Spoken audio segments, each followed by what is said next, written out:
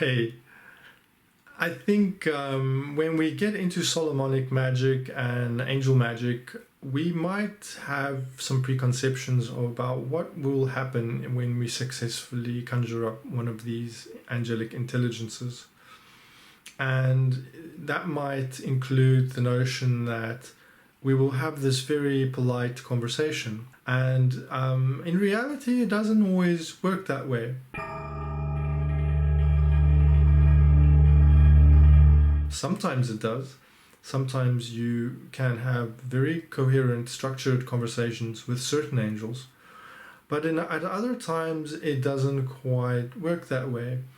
And what I find is often it starts with what I like to call communion, where there is a sense of the presence of that being. It's very distinctly there, but it's not shifted over into communication with sort of conceptual content.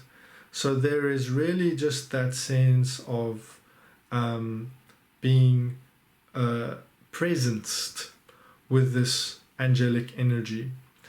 And then that can shift over into a more theurgic thing, where that presence kind of triggers a change in you. It triggers a change of consciousness.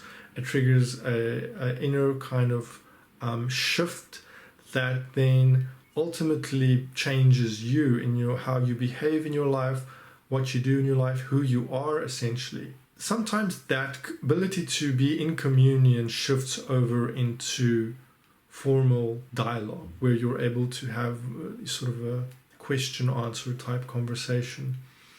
But even when that communication shifts over into dialogue, that conversation might not be as linear as you would imagine, right? It might not always take the form of a very polite sort of structured session where I have my questions and the angel gives me all my answers. Sometimes it manifests in strange sort of visionary symbolic things that are very abstract experiences of light, in feeling and perhaps color.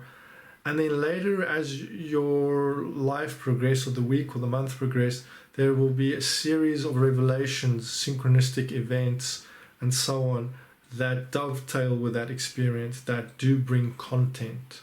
But this can be, meeting the right person who gives you the right book, or it might just be an epiphany, sitting down, suddenly something just locks into place. But it is quite non-linear often, right?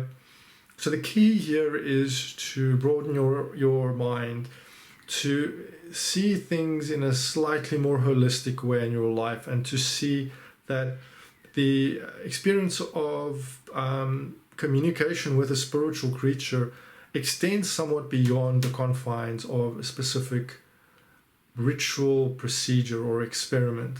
It includes the totality of your life, including your dream life, your relationships, and other events and so on in your life. These will all become ways in which that information often gets transmitted to you, the ways in which that communication actually transpires.